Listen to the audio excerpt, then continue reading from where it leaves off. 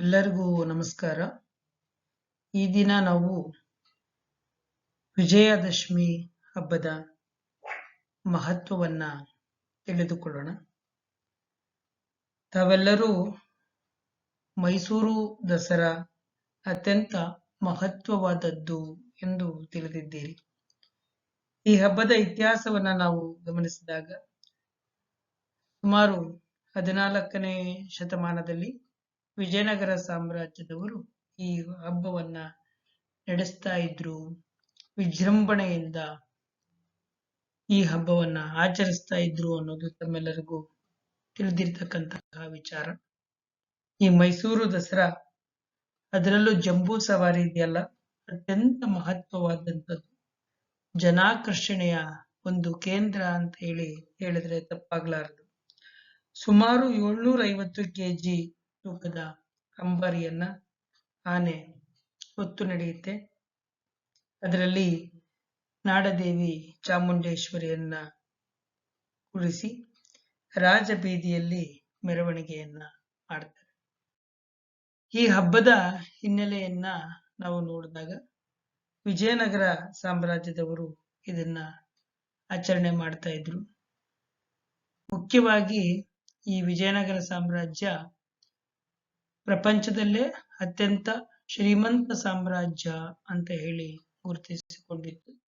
ಅದರಲ್ಲೂ ಈ ವಿಜಯನಗರದ ಎಲ್ಲ ಸಾಮಂತ ಅರಸರು ಈ ವಿಜಯದಶಮಿಯ ದಿನ ಬಂದು ತಮ್ಮ ಕಪ್ಪ ಕಾಣಿಕೆಗಳನ್ನ ಒಪ್ಪಿಸ್ತಕ್ಕಂತಹ ಒಂದು ಸಮಯ ಆಗಿದೆ. ಇಂಥ ಹಬ್ಬವನ್ನ, ಪರಂಪರೆಯನ್ನ ಮೈಸೂರಿನ ರಾಜ ಒಡೆಯರು 1610ರಲ್ಲಿ ಮತ್ತೆ ಪ್ರಾರಂಭಿಸ್ತಾರೆ. ಆ ಒಂದು ಪರಂಪರೆಯನ್ನ ಮುನ್ನಡೆಸಿಕೊಂಡು ಹೋಗ್ತಾರೆ. ಈ ವಿಜಯದಶಮಿ ಯಾಕೆ ಇಷ್ಟೊಂದು ಪ್ರಾಮುಖ್ಯತೆಯನ್ನ ಪಡೆದಿದೆ ಅಂತಂದ್ರೆ, ನಮ್ಮ ಧಾರ್ಮಿಕ ನಂಬಿಕೆಗಳ ಪ್ರಕಾರ ಪಾಂಡವರು ಅಜ್ಞಾತವಾಸಕ್ಕೆ ಮತ್ತೆ ವನವಾಸಕ್ಕೆ ಹೋದಂತಹ ಸಂದರ್ಭದಲ್ಲಿ ತಮ್ಮ ಶಸ್ತ್ರಗಳನ್ನ ಈ ಬನ್ನಿ ಮರದ ಕೆಳಗೆ ಅಥವಾ ಈ ಶಮಿ ಮರದಲ್ಲಿ ಏನ್ ಮಾಡಿದ್ರಂದ್ರೆ ಅಡಗಿಸಿಟ್ಟಿದ್ರಂತೆ. ದುರ್ಗಾದೇವಿಯ ಪೂಜೆಯನ್ನ ಮಾಡಿ ಅಡಗಿಸಿಟ್ಟಿದ್ರಂತೆ. ನಂತರ ಅಜ್ಞಾತವಾಸ ವನವಾಸವನ್ನ ಮುಗಿಸಿ ದುರ್ಯೋಧನನ ಹತ್ರ ಯುದ್ಧ ಮಾಡುವಂತ ಸಂದರ್ಭದಲ್ಲಿ ದುರ್ಗಾದೇವಿಯನ್ನ ಪೂಜಿಸಿ ಈ ಆಯುಧ ಪೂಜೆಯನ್ನ ಮಾಡಿ ಯುದ್ಧವನ್ನ ಸಾರಿದ್ರಂತೆ. ಆ ಸಂದರ್ಭದಲ್ಲಿ ಅವರಿಗೆ ಗೆಲುವು ಸಿಕ್ತು, ವಿಜಯ ಸಿಕ್ತು ಅನ್ನುವಂತಹ ನಂಬಿಕೆ ಇದೆ. ಅದಲ್ಲದೆ ಉತ್ತರ ಭಾರತದಲ್ಲಿ ಈ ನವರಾತ್ರಿಯ ಸಂದರ್ಭದಲ್ಲಿ ರಾವಣನ ದಹನವನ್ನ ಮಾಡಲಾಗುತ್ತೆ. ಶ್ರೀರಾಮ ರಾವಣನನ್ನ ಕೊಂದಂತಹ ದಿನ ಅಂತ ಹೇಳಿ ನಂಬಿಕೆ ಇದೆ. ಬಹಳ ದೊಡ್ಡ ಮಟ್ಟದಲ್ಲಿ ಈ ಹಬ್ಬವನ್ನ ಆಚರಣೆಯನ್ನ ಮಾಡುತ್ತಾರೆ.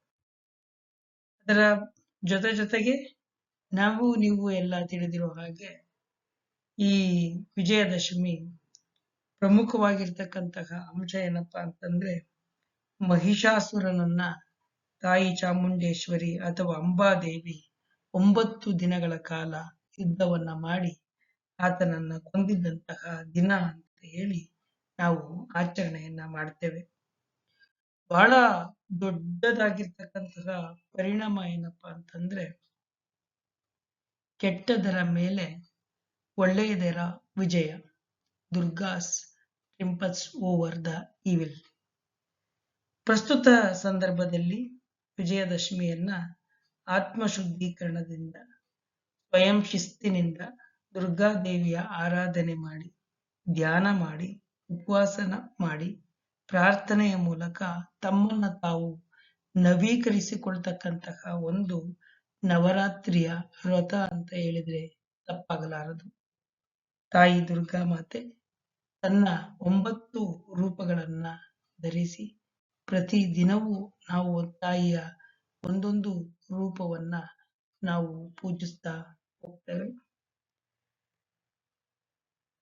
ದುರ್ಗಾ ಮಾತೆ ತಮ್ಮೆಲ್ಲರಿಗೂ ಶಕ್ತಿಯನ್ನ ಕೊಡಲಿ, ಯುಕ್ತಿಯನ್ನ ಕೊಡಲಿ, ಭಾರತದ ಸನಾತನ ಸಂಸ್ಕೃತಿಯನ್ನ ರಕ್ಷಿಸಿ ಮುನ್ನಡೆಸುವಂತಹ ಚೈತನ್ಯವನ್ನ ಎಲ್ಲರಿಗೂ ದಯಪಾಲಿಸಲಿ ಅಂತ ಆಶಿಸ್ತಾ ತಮ್ಮೆಲ್ಲರಿಗೂ ವಿಜಯದಶಮಿಯ ಶುಭಾಶಯಗಳು.